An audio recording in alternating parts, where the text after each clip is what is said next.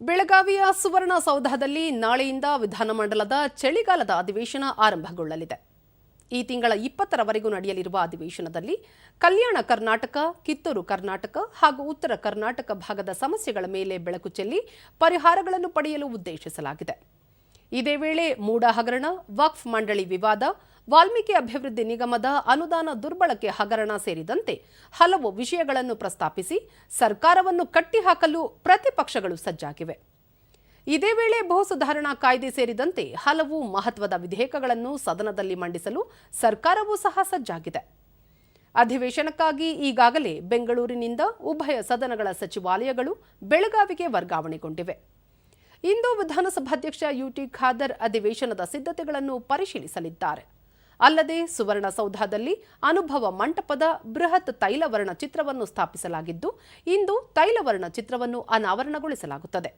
20 ಅಡಿ ಉದ್ದ, 10 ಅಡಿ ಅಗಲದ ಈ ಚಿತ್ರವನ್ನು ಬೆಂಗಳೂರಿನ ಚಿತ್ರಕಲಾ ಪರಿಷತ್, ಕೆನ್ ಕಲಾಶಾಲೆ, ಜಗಳೂರಿನ ರಾಜ ರವಿವರ್ಮ ಕಲಾಶಾಲೆ, ಬೈಲಹೊಂಗಲದ ಕಲಾವಿದರು ಜಂಟಿಯಾಗಿ ರಚನೆ ಮಾಡಿದ್ದಾರೆ.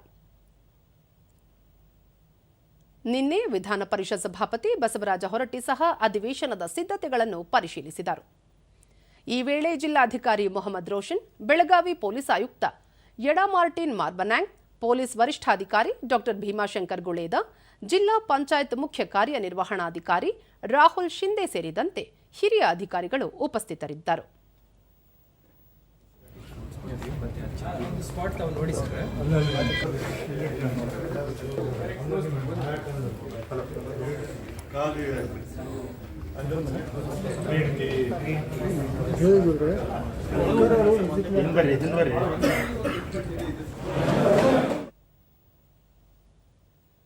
ಬಳಿಕ ಸುದ್ದಿಗೋಷ್ಠಿಯಲ್ಲಿ ಸಭಾಪತಿ ಬಸವರಾಜ ಹೊರಟ್ಟಿ, ಕಿತ್ತೂರು ಕಲ್ಯಾಣ ಪ್ರಾಂತ್ಯ ಅಭಿವೃದ್ಧಿ, ರೈತರ ಸಮಸ್ಯೆ, ಕಬ್ಬು ಬೆಳೆಗಾರರ ಸಮಸ್ಯೆ, ಮಕ್ಕಳ ಹಕ್ಕುಗಳ ರಕ್ಷಣೆ, ಮಹದಾಯಿ ಯೋಜನೆ ಸೇರಿದಂತೆ ಹಲವು ವಿಷಯಗಳ ಕುರಿತು ರಚನಾತ್ಮಕ ಚರ್ಚೆ ನಡೆಸುವಂತೆ ಸದಸ್ಯರ ಜೊತೆ ಸಮಾಲೋಚನೆ ನಡೆಸಲಾಗಿದೆ ಎಂದರು. ಇಂಥದ್ರ ಬಗ್ಗೆ ಮಾತಾಡಬೇಕಂತ, ಮತ್ತು ಅವ್ರು ಏನಾದರೂ ಹೆಚ್ಚು ಕಡಿಮೆ ಇದ್ದರೆ ಅವರು ನಮಗೆ ಸಲಹೆ ಮಾಡಿದ್ರೆ ಅವ್ರ ಸಹಿತ ನಾವು ಅಜೆಂಡಾ ಹಾಕ್ತೀವಿ. ಅಂದರೆ ಫಸ್ಟ್ ವೀಕ್ ಮಂಗಳವಾರ ಬುಧವಾರ, ಸೆಕೆಂಡ್ ವೀಕ್ ಮಂಗಳವಾರ ಬುಧವಾರ 2 ದಿವಸ ಹಾಕಿ ಸರ್ಕಾರ ಅಂದರೆ ಭಾಳ ಇವು 2 ದಿವಸ ಮುಗಿದಿಲ್ಲ, ಸರ್ಕಾರದ ಉತ್ತರವನ್ನು ಪಡೆಯುವಂಥ ಕೆಲಸವನ್ನು ಮಾಡ್ತೀವಿ. ಮತ್ತು ಉತ್ತರವನ್ನು ನಾವು ಕೊಡಚೆ ಮುಂದೆ ಇದಕ್ಕೆ ಹೋಗ್ತೀವಿ.